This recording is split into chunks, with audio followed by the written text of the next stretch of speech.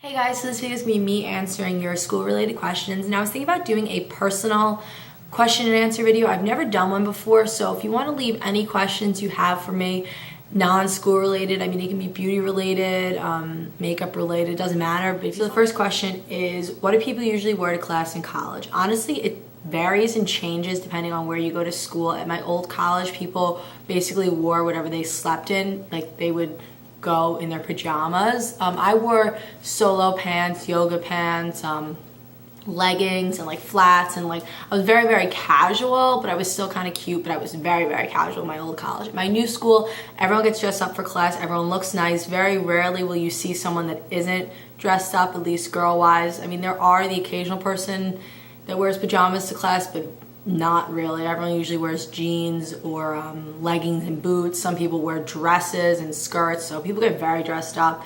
But it depends on where you go to school, really. Also wear what you feel comfortable in. Just because everyone's in pajamas doesn't mean you have to be in pajamas too. But I have a video that was actually posted on Friday of how to look cute for class without being overly dressed up, so you can get some ideas from that. What about to go out on the weekends? I guess you mean what do you wear when you go out on the weekends? That also varies depending on where you go to school. At my old college, while people wore pajamas to class, they got very dressed up to go out at night. A lot of girls wore heels, tight dresses, short skirts. I think like a black skirt and a top, like you know, one of those bodycon black skirts and a flowy shirt is a very popular kind of staple outfit for people when they go out. In my new school, that's about what people wear. But girls also go out in jeans. In my old school, no one ever went out in jeans. And it also depends on what type of parties you go to. In my old college, it was frat parties, and frat parties can get very hot because you're dancing and it's a lot of people crammed into a small room. So that's why you'd wear like little dresses and short skirts.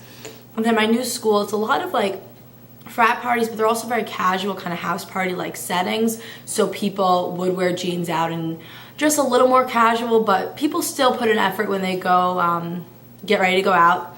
Our class is a lot harder in college. That also depends on what college you go to and how your high school was. It definitely is a lot more work and there's a lot more responsibility on yourself. No one's going to tell you or remind you when things are due. You'll get your syllabus at the beginning of the semester, and maybe your teacher will make a friendly reminder, but you check that syllabus, you know when things are due, you know when tests are, you know when homework and reading is due. So it's a lot of responsibility on yourself. So that's why some people find college harder. And there's a lot of reading. Like, you get your textbook and you have to read it before the class to take part in the discussion. But there's not a lot of like homework assignments. Like, there's a lot of papers though. It's a different type of schoolwork than in high school. And can you use your laptops in class? It depends on your teacher. I know I had one teacher and she was so against it. Like, you could have no electronics out. More lecture-based classes, usually your teacher will allow you to have a laptop. It's also personal preference. I like to take notes on my laptop for my art history classes because I have the picture and then I can just make like notes in like a Word document. It's easier than writing like the title of the artwork. It's nicer to just have it right there on my laptop. But talk to your teacher about what they prefer, because some teachers just hate laptops. How do you feel about going to high school and college? I'm not really sure what you mean exactly by this question, so I'm gonna answer it, I guess, in two ways. I didn't really mind high school. I mean, it wasn't like the best time of my life, but I didn't really mind high school. I had my group of friends. But I mean, I was very excited to go off to college, and I really love college. I think it's a great experience, and in my family it's expected that you go to college. Like, my parents wouldn't care if I didn't go to college. Like, they said do whatever you want, but then I mean obviously I'd have to go get like a job. Like, they wouldn't just say sit around and do nothing. They would say, okay, like, what are you gonna do with your life? What's your plan? Like, they don't care what I do just as long as I have a plan. Like, if I just sit around and do nothing, they'll care. But if I was like, well, I'm doing this, they would have been fine with that. But both my parents went to college, and they went to more schooling on top of the 4 years, so they don't just have their bachelor's degree. They 100% plan on going to college, and I was really excited about it. I think college is a great experience. It's supposedly the best 4 years of your life, and it is a lot of fun, and I'm really excited about the jobs and what I'm gonna get out of my 4 years of college. Is it better to dorm or commute in college? What dorms are best? It really depends on who you are. I made a whole video about how much I love dorming, and if you can dorm, I highly recommend it. I have commuted before, but I just prefer dorming. I think it's a lot better for socializing. It's definitely an easier way to make friends. If you go to a new school, I definitely recommend dorming because you don't really know anyone, and it's a lot easier to go out at night if you dorm. It's a lot easier to meet people in your hall if you dorm. And as for what dorms are best, there's a single, which I don't really recommend. I think it's not the smartest idea unless you're in a single inside of a suite, which is an individual room, and then there's like 2 or 3 other rooms that have 2 girls in each of them. So that's a good way to make friends, but you still get your own bedroom, so you can go in your room and have your own alone time and privacy, but then you can still go out and socialize with other girls. And then there's the double, which is you and another person, and then there's designated triples and like forced triples. A forced triple is 3 people in the size of a 2-person room, and then a design triple, or I think that's what it's called, I think it's like a design one, is when it's 3 people, but it's made to have 3 people in it. I actually know a group of guys that have that. I don't know why they wanted it. Like, I don't know why you'd be like, yeah, I want 3 people in my room. Like, I don't know, like, it seems a little weird to me. And then there's quads, and you can have a quad that's 2 rooms, your common room, and you can have a bathroom attached or no bathroom attached. And then there's suites, which is 3 or 4 rooms with 2 girls in each of them, and then a bathroom. And then there's apartment styles, which have a kitchen in them. And I think that suites are the best because you have a common room, there's a bunch of girls in the room, and I think it's a great way to make friends and hang out. And you have that common room that you can hang out in, or you also have your bedroom if you just want to be by yourself and just kind of have some more privacy and alone time, even though you have your roommate. What are the advantages and disadvantages of financial aid and student loans? I never took part, and I'm not taking part in financial aid or student loans, so I don't really know a lot about them. I do know people that have serious problems with student loans. I really can't give you any information on this, but I did want to address this question because it got a lot of thumbs up, and I didn't want you guys to think I was ignoring it, but I just don't have personal experience. I think if you can get financial aid, definitely get it. I don't think there's really any disadvantages to financial aid. I mean, it's money you're getting from the school or from the government, so take advantage of it. And I definitely would recommend applying for scholarships and everything like that. But I would say make your last resort taking out a student loan, just because loans aren't always the best idea. Interest rates are very high, and it could take you a long time to pay it back. So I would say try financial aid or scholarships first, and apply for a lot of scholarships. The worst thing they could do is say no. Do you think it's different when you are a transfer student going to dorm in a university for the first time instead of a freshman? I think it depends on when you transfer in.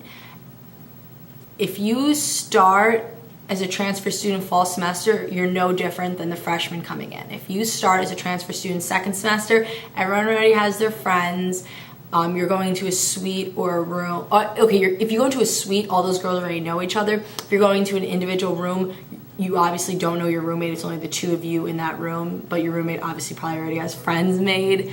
So it is a little hard transferring mid-year in the spring semester, just because all those groups and friendships are already made. But it's not impossible. Like, you can still make friends, but it is just a little more challenging if you're going to be dorming.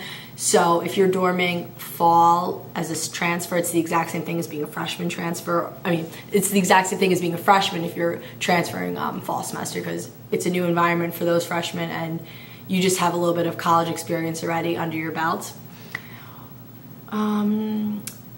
What is the best outfit for college freshman orientation?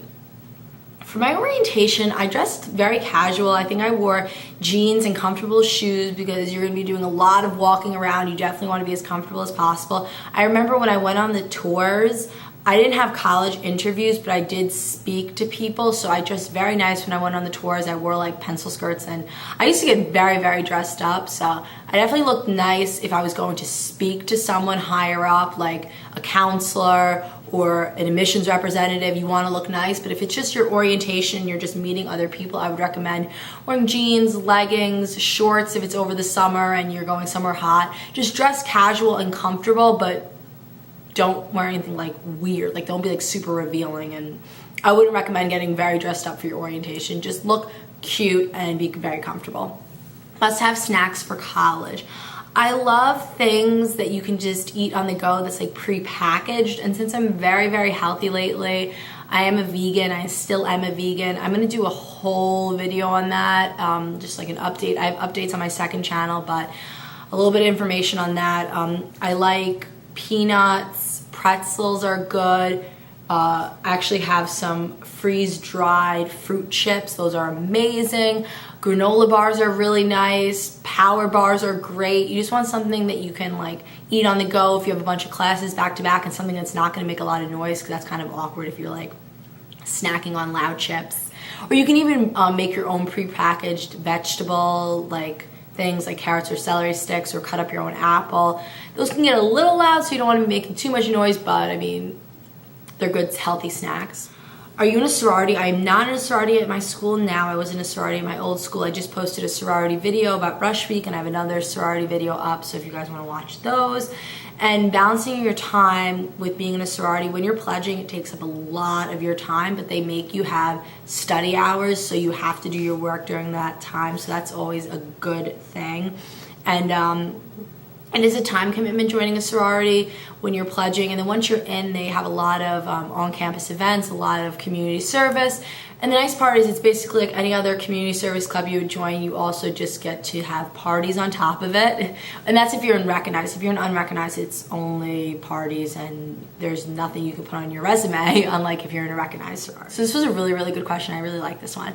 It's easy in college to become casual friends with people where you only talk in class, but how do you go about going beyond that without seeming off-putting? I have so many acquaintances in class, but no close friends. So it's one of those things, like let's say you're in class, you should ask them after class, like, oh, are you hungry? Are you interested in going to get something to eat? Or being like, man, this test is really hard. Let's study together. Or, oh, I have a question about, or find them on Facebook if you have a Facebook, and add them as a Facebook friend, and maybe Facebook chat them and be like, oh, what are you doing this weekend? I know about this party. Why don't you come out with me and my friends?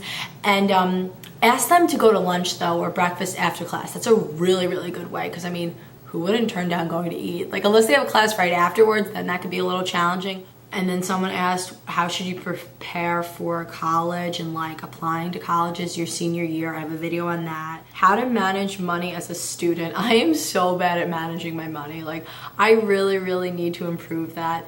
And I think that it's important to really, really think about purchases before you make them. And for me, it's like the little things that add up, like little things I'll buy here and there. And like, I think that if you just really think about like, do I really need this before you buy anything, it's a good way to kind of manage your money. How do you avoid being homesick in college? I have a whole video on that. How do I make sure I'll be able to get along with my roommate? Now, you can't force yourself to get along with your roommate, but if you're just a polite, friendly person, you don't invade their space, you don't do anything rude, and you just be yourself, then I think you guys will probably definitely get along. And I have a whole video on roommates that I will link in the description. What's it like to use the bathrooms and showers in college? It depends. If they're down the hall, then it's not that bad. I mean, they're really not that dirty. I know that all the bathrooms I've ever been in get cleaned every single day, and then the ones in suites get cleaned once a week, so it's kind of up to you to maintain that a little. But in a week, I mean, how messy are 5 girls? I mean, they're not that bad though, the showers. I would just 100% wear flip-flops in the shower. Like, do not wear no shoes, put on shoes.